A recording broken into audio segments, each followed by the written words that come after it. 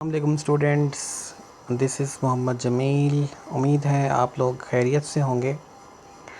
आज का हमारा नया टॉपिक है केमिस्ट्री का। जो आज हमने डिस्कस करना है वो टॉपिक क्या है देखें। आपका हमारा टॉपिक है atomic number and mass number. चलें इसको डिस्कस करते हैं। पीरियोडिक टेबल में अगर हम देखें तो डिफरेंट एलिमेंट्स एक बॉक्स के अंदर लिखे हुए हैं, तो उनके ऊपर दो वैल्यूज़ लिखी होती है। नीचे वाली वैल्यू को कहते हैं एटॉमिक नंबर, ऊपर वाली वैल्यू को कहते हैं मास नंबर। इनका क्या मतलब है देखें। एटॉमिक नंबर को Z से शो किया जाता है, जिसका मतलब है नंबर ऑफ़ प्रोटॉन्स। किसी भी एलिमेंट के अगर हम नीचे वाला एलिमेंट देखें, नीचे वाला नंबर देखें, तो वो नंबर ऑफ़ प्रोटॉन्स होती हैं, उसी को उसका एटॉमिक नंबर कहते हैं। तो डिफरेंट एलिमेंट्स का एटॉमिक नंबर डिफरेंट होता है। लिथियम 3, ऑक्सीजन 8 और हाइड्रोजन की एग्जांपल लेते हैं। हाइड्रोजन का एटॉमिक नंबर 1 है, इसका मतलब है इसके अंदर प्रोटॉन की तादाद 1 है। इस तरह ऑक्सीजन का एटॉमिक नंबर 8, इसका मतलब 8 प्रोटॉन्स होते हैं ऑक्सीजन के अंदर। दूसरा है मास नंबर। मास नंबर को कैपिटल A से शो किया जाता है, ये इसका सिंबल है। अब इसका मतलब है protons and neutron. Mass number का मतलब होता है number of protons and neutrons. दोनों चीज़ों को कैलकुलेट किया जाता है कि इसी एटम के न्यूक्लियस में प्रोटॉन्स और न्यूट्रॉन्स की टोटल तादाद उसका एटॉमिक मास कहलाती है।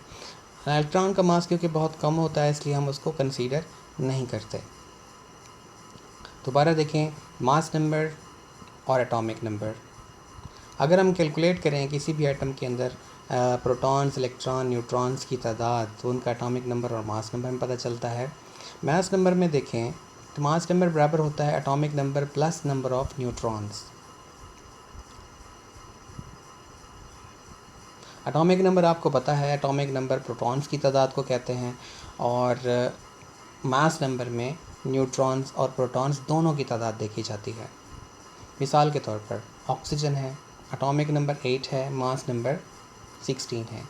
तो हमने देखना है इस फार्मूले से mass number is equal to number of protons plus neutrons.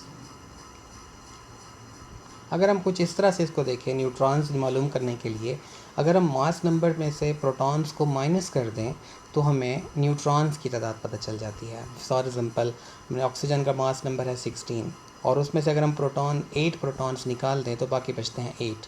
तो 8 क्या हैं? ऑक्सीजन के न्यूट्रॉन्स हैं। एक और एग्जांपल लेते हैं लिथियम की। इसका एटॉमिक मास होता है 7 और एटॉमिक नंबर है 3। तो इसके अंदर कितने न्यूट्रॉन्स होंगे? फार्मूला वही इस्तेमाल करें, mass number is equal to protons plus neutrons. तो इसको इस तरह देखें, अगर हम न्यूट्रॉन्स को अलग करें तो मास नंबर में से प्रोटॉन्स को माइनस कर दें, यानी 7 में से 3 माइनस कर दें तो आपके पास 4 बनेंगे। तो 4 होते हैं आपके पास क्या? न्यूट्रॉन्स। तो लिथियम का एटॉमिक मास नंबर होता है, एटॉमिक न्यूट्रॉन होते हैं 4। तो इसका मास नंबर है 7, मतलब प्रोटॉन्स